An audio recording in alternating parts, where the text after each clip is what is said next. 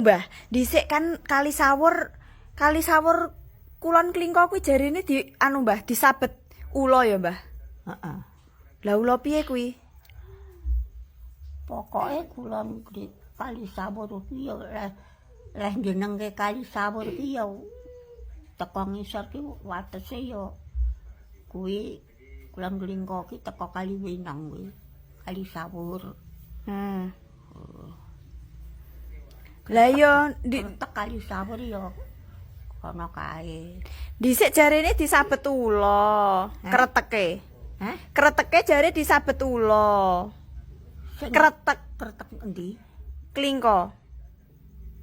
Jare dhisik enek baru klinting. Anang baru kelinting. Pokoke sangkane baru klintinge kuwi saka Ngadiluweh. Kuwi ula gedhe iki ora bisa Ngadiluweh.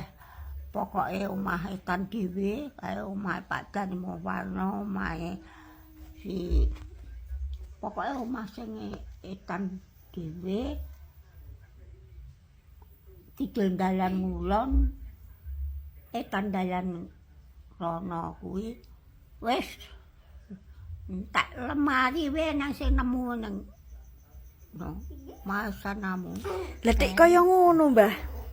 Lah kuwi piye lakone kuwi? Gluduk. Lah bidus baene kuwi ula medun kok Lah ula kuwi omahe kok ngendi dik ngerti-ngerti medun? Ya kono kuwi omahe ya.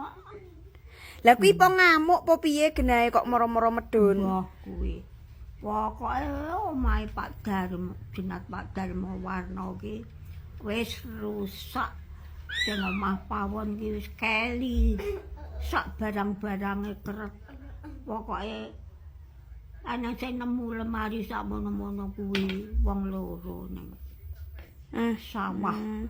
Berarti banjir ceritane. Banjir gede pokoke kretek sing diliwati nyanggone bubuh tani kono kae.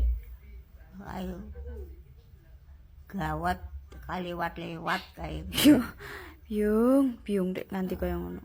Terus kene desa nang omahe to Ngadiluweh kae. Terus rono nang kretek kowe lak ya ngentoni to. Ndopo? Ngendi kae? Ono nang kretek. Terus kaline iki ya klegong ngono banyune ireng ngono sangke jenenge. Kuwi ula gedhe medun ki ya. Biyen saiki kok ora enek. Kok iso enek ula gedhe banget? Jaman aman sak barang-barange tenan saiki jaman saiki. Bejane wong nom saiki ora ning jaman geger, ora ning jaman neko-neko kaya ngono. Tapi saiki penyakit aneh-aneh, Mbah. Penyakit aneh-aneh. Dhisik kan renek wong penyakiten. Agak.